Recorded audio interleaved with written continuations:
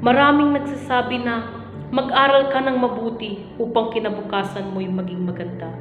Ibang-iba pa rin talaga ang may hawak na diploma sa wala. Paulit-ulit kong naririnig ang mga katagang ito saan man ako magpunta. Mula sa pagkabata hanggang sa pagdadalaga, paulit-ulit pa rin nilang sinasambit ang mga katagang ito. Tanong ko lang, ito nga ba ang batayan ng ating tagumpay sa buhay?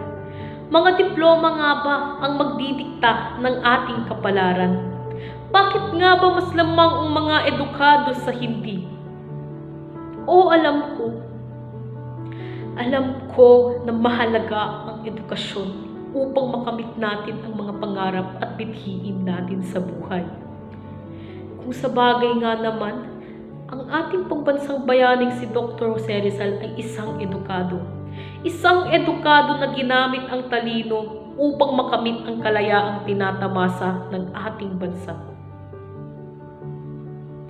Kung babalikan natin ang nakaraan, pinahirapan ng mga dayuhang edukado ang mga anak ng bayan, ginawang alipin, sunod-sunuran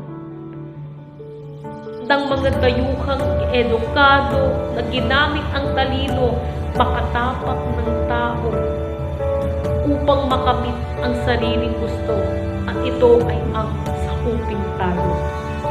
Papayag ka ba na mangyari ang mga ito dahil sa kawalan ng edukasyon? Alam ko na hindi mo dapat pang binagbalikan ang nakaraan. Ngunit kailangan nating pag-aralan upang hindi na ito maulit sa ating kasalukuyan at kinabukasan. Pasalamat sa kanila. Dahil ganun man ang mga pangyayari, nagkaroon ng edukasyon sa ating bansa. Ang mga pribadong paaralan ay pinauso ng mga Kastila, ngunit meron pa ring diskriminasyon dahil mga maharlika lamang ang makakapag-aral. Noon, ang edukasyon ay para lamang sa mga maharlika, hindi para sa mga timaw at alipin. Ang pag-aaral ay isang pribilehiyo para sa mga nasa itaas. Ngunit, pasakit para sa mga nasa ibaba ang isang edukadong walang puso. Laking pasalamat ko sa mga Amerikano dahil itinatag nila ang mga paaralang pampubliko kung saan ako nag-aaral ngayon. Salamat sa inyo dahil marami ng kabataang Pilipino ang nakakapag-aral na, mayaman man o mahirap. May mga oras talaga na suntok sa buwan ang edukasyon.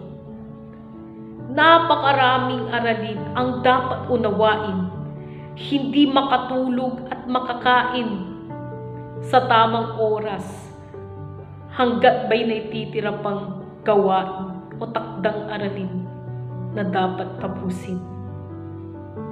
Minsan, hindi mo na alam kung saan ka kukuha ng inspirasyon at lakas ng loob upang ipagpatuloy ang iyong nasimulan.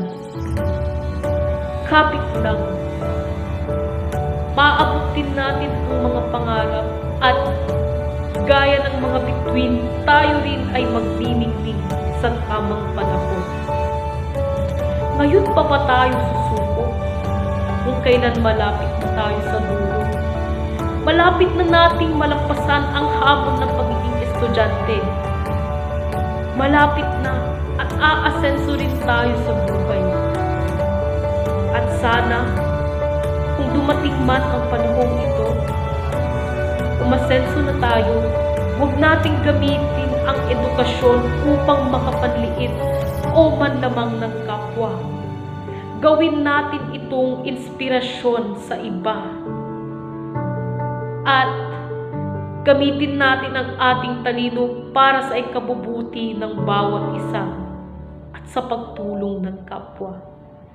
Laging tandaan na kung ano ang itinanim ay siya ring aanihin.